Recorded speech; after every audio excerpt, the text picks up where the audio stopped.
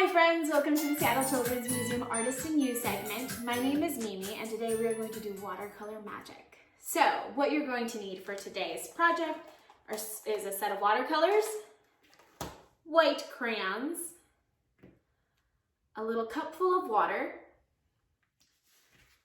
paintbrushes, watercolor paper. If you don't have watercolor paper, that's okay. You can also use cardstock. I would use heavier paper just because we're adding water onto it and we don't want it to like get soaked and then tear easily. And then you're also going to want a paper towel so you can wipe your paintbrush in between colors. Okay, so the first thing you're going to do is you're going to go ahead and take your watercolor paper and take your white crayon, and you can draw whatever you'd like. Anything. It could be a cloud, it can be flowers, it can be the Space Needle, it can be your family, you decide. I think I'm going to go for some clouds, and maybe it'll be raining a little bit. We'll be up in the sky. And once you start drawing with your white crayon, it can be a little bit hard to see because you're drawing the white crayon on white paper. Let's see if you can, if you shift it around, you might be able to see the reflection of it so you can get an idea as to where you are. But don't worry, because if you mess up, it'll still work out. It'll be pretty cool. So go ahead and keep on drawing what you'd like to make. Oh gosh, I lost where it, okay. Like I said, I lost where I was, but that is totally okay. I'm gonna, ooh, if I sit at this angle, I'd be able to tell.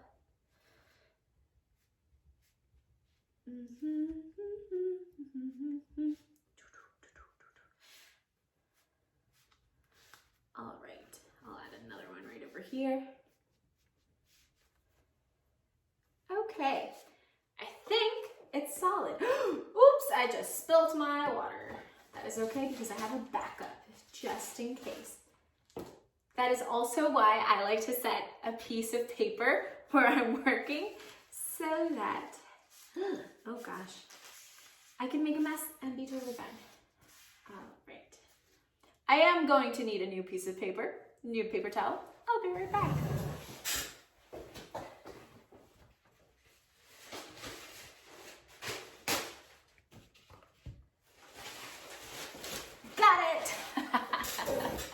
Okay.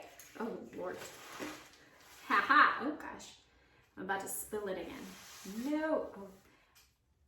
I'll move it to the side. Okay. And this should still be fine. Perfect. And then I'm going to bring my cup of water over, my set of watercolors. And right now, your watercolors are probably dry. Right now your watercolors are probably dry, and that is okay if you take your finger and you put it around. Oh, my yellow totally just fell out. You will probably not get anything. I just put my finger in the purple and I didn't get anything on my finger because it's dry. To activate your watercolors, what do you think you're gonna need? Water, exactly. So dip your paintbrush into the water, and then pick the color that you'd like to use. I'm going to go with blue. Most of my painting is going, actually all of my painting will be blue. And so go ahead and start getting the paint on your paper. I want a lighter blue, so I added a little bit more water to the paper and spread it around. Here we see.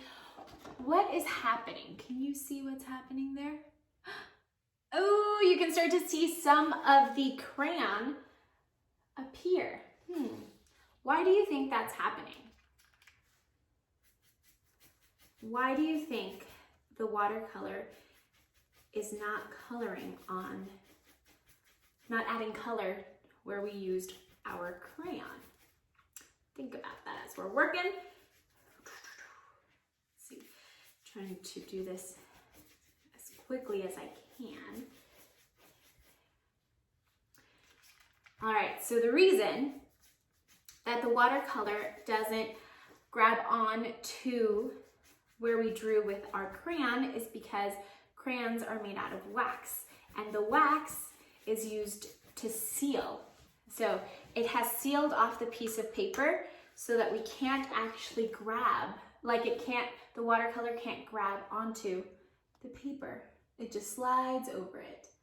So here you can see I have my clouds with a little bit of rain, and if I just keep adding more paint, you'll start to see more of the painting, which is pretty cool, because if you scribble something and you put it away for a while and then you forget what it was, it's like a very pleasant surprise to like use some watercolor, start painting all over it, and see your drawing appear. Alrighty friends, thank you so much for joining me today for our watercolor magic. It is kind of like magic. And I will see you next week. Awesome, thanks. Bye.